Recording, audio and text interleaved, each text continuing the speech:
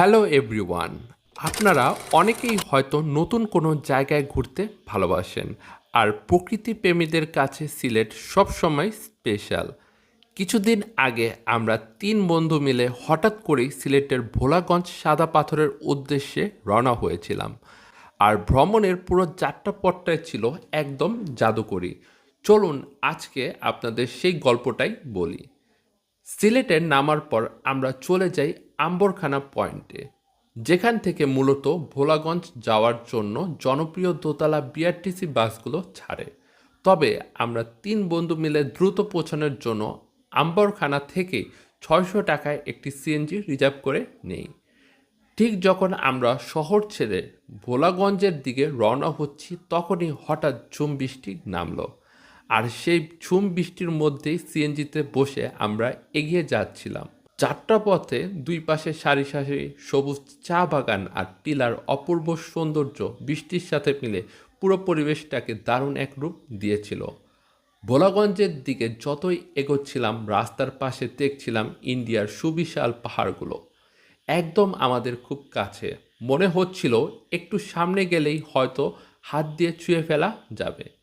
কিন্তু মজার বিষয় হলো, আমরা যতই সামনে এগোচ্ছিলাম পাহাড়গুলো যেন একই দূরত্ব বজায় রেখে চলছিল।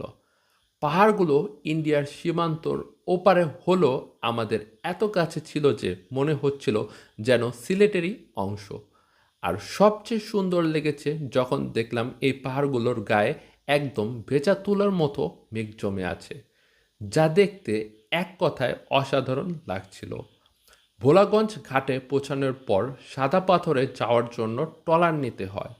সাধারণত ভাড়া জনপ্রতি 100 টাকা হলেও আমরা 3 বন্ধু মিলে 800 টাকায় পুরো ট্রলারটি রিজার্ভ করে নেই। বর্ষার কারণে নদী একদম কানায় কানায় টইটুম্বর ছিল।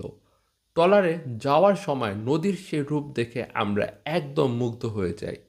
পথের মাঝে দেখলাম পরিত্যক্ত কতগুলো কারেন্টের খাম্বা, যেগুলো বর্ষার পানিতে প্রায় পুরোটাই ডুবেছিল, তবু ওপরের অংশটুকু পানির ওপরে জেগে আছে।